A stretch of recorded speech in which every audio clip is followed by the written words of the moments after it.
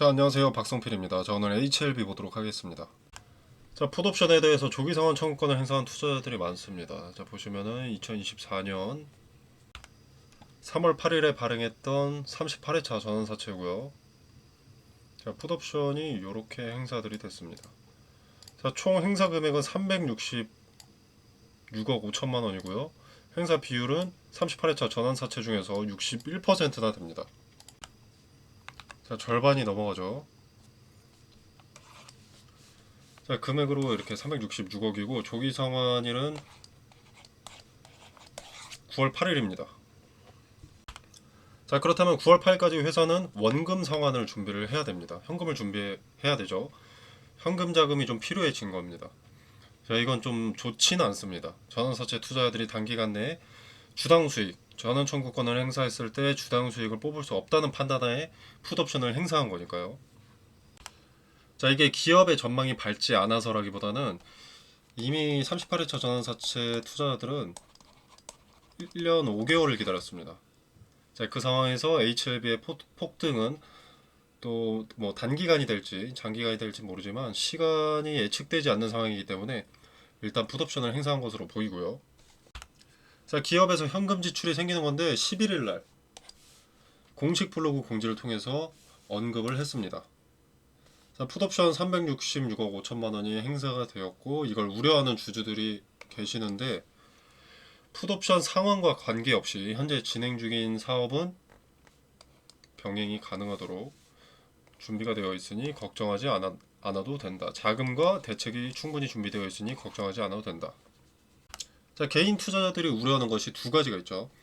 일단 정보에 앞서 있을 투자자들이 전환사채 투자자들이 전환 청구권을 행사하는 게 아니라 풋옵션을 행사하는 자체가 혹시 FDA 승인 과정에 뭔가 문제가 생긴 것이 아닌가 하는 우려와 그리고 이제 풋옵션에 대한 금액 지출이 동반되는데 이 금액을 어디서 가져올 것인가 이 두 가지죠.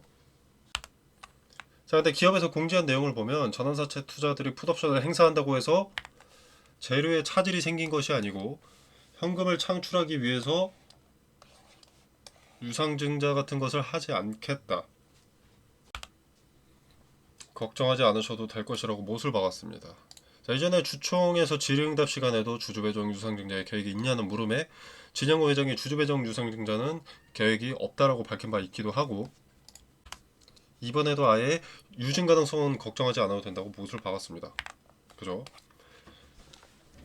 그래서 이제 자금 조달은 추가적인 뭐 전환사채나 아니면 제3자 배정 유상증자 등을 통해서 자금을 창출하겠죠.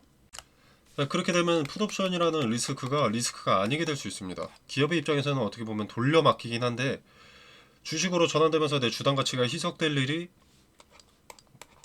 뭐 1, 2년 연장되는 것이기 때문에 그 전에 우리는 엑시트하면 기업은 채권에 대한 돈을 메꿨고 신주 상장으로 인한 오버행 리스크는 피해갈 수 있다고 볼 수가 있는 거죠.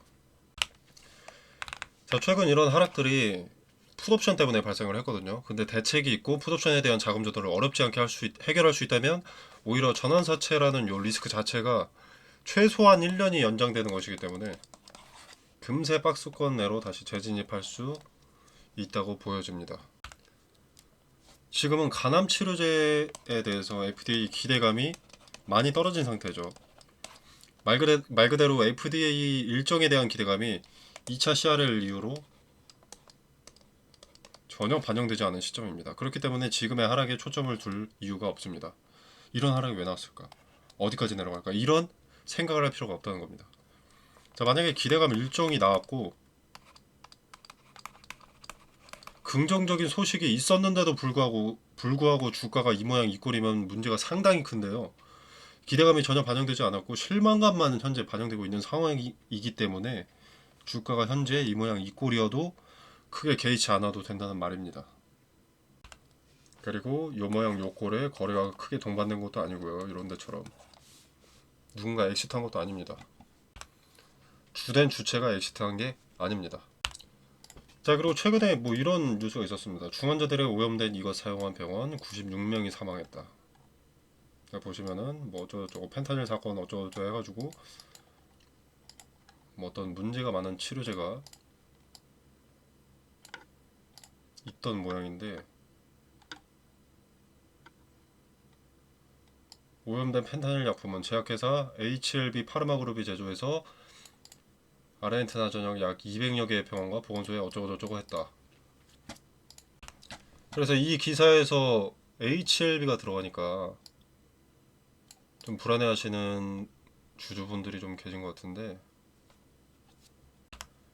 자, 이 부분도 블로그에서 좀 해명을 했죠.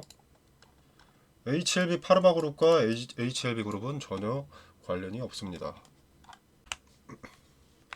자, HLB 파르마그룹은 HLB 그룹과 무관한 별개의 회사입니다. 끝. 볼 것도 없죠. 다른 회사랍니다. 계열사 아니래요. 자, 염려하지 않으셔도 되겠고, 만약에 HLB 파르마의 펜타닐 사건이 주가에 악영향을 주었다면 그 하락분은 저가 매수가 들어오면서 다시 채워넣게 됩니다. 자, 근데 HLB가 지금 너무 소식이 없습니다. 소식이 없다 보니까 이 생각 저 생각도 들고 여러 부정적인 소리들이 많이 들리죠.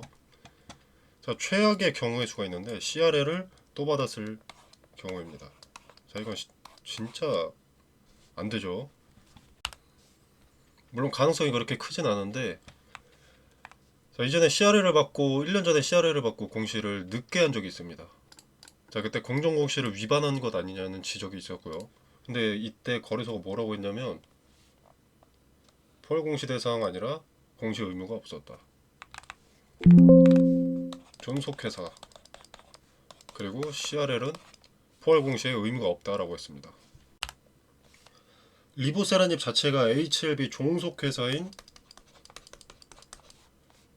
엘라바 테라퓨틱스에서 발생하는 일이고, 이제 거래소의 가이드라인에 따르면 포괄주의 규정은 종속회사에는 적용하지 않기 때문에 엘레바 테라퓨틱스가 CRL 결과를 받았더라도 HLB가 CRL을 공시할 의무는 없다라는 겁니다. 좀 어이가 없죠. 자, 아무튼 그래서 지금 뭐 이미 HLB가 CRL을 받았을 수 있다. 그래서 투자들의 풋옵션이 나왔다라는 소리가 좀 들리는데, 뭐 그렇다기에는 여기 남은 39%의 전환사채 투자자들은 같은 정보를 취했을 텐데 가만히 있는 것이 납득이 안 되죠. 자, 아무튼 근데 우리는 공시하지 않은 정보는 수집할 수가 없습니다. 그죠? 자, 그럼 뭘 통해서 간접적으로라도 알아볼 수 있을까 하면은 투자입니다. 투자. 자, 9월 8일 풋옵션 조기 상환 청구권 행사로 인해서 HLB는 지금 자금을 어디선가 뽑아야 됩니다. 그죠? 자, 이때 전환사채나 뭐 제3자 배정 유상증자가 있는지를 보면 그래도 가능성을 잃지는 않을 수 있습니다. 물론 기간이 오래 걸릴 수는 있겠습니다만 돈을 빌려주는 주체는 수익성을 보고 빌려주겠죠. 당연하게도. 뭐 예를 들어서 돈도 못 갚을 백수 친구놈이 뭐 한 8천만 원을 빌려달래요. 빌려줄 수 있습니까? 없죠. 때려 죽여도 없죠. 자, 근데 얘가 몇 달 뒤 혹은 1년 뒤에 10억이 생기는 놈이에요. 이자 얹어서 갚겠대. 차용증을 쓰겠대. 그러면 어떻습니까? 빌려줄 수 있겠죠. 자, 그래서 얘네가 자금 조달을 받는 자체가 비전이 있다. 주식으로 전환할 수 있는 채권을 담보로 돈을 빌려준다는 자체가 주식 수익률이 어느 정도 나오겠구나. 계산이 끝나야 투자를 하지 않겠습니까? 그리고 또 HLB에서 접근할 수 있는 가장 앞선 정보를 토대로 자금 조달을 요구하지 않겠습니까?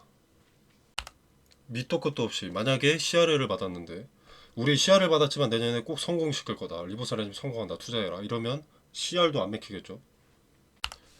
그래서 9월 8일에 이 풋옵션 조기 상환 청구권에 대해서 상환을 해야 될 텐데 그 자금을 뭘로 끌어왔느냐, 어디서 끌어왔느냐, 그것을 좀 지켜보는 것이 좀 필요하다고 생각이 듭니다.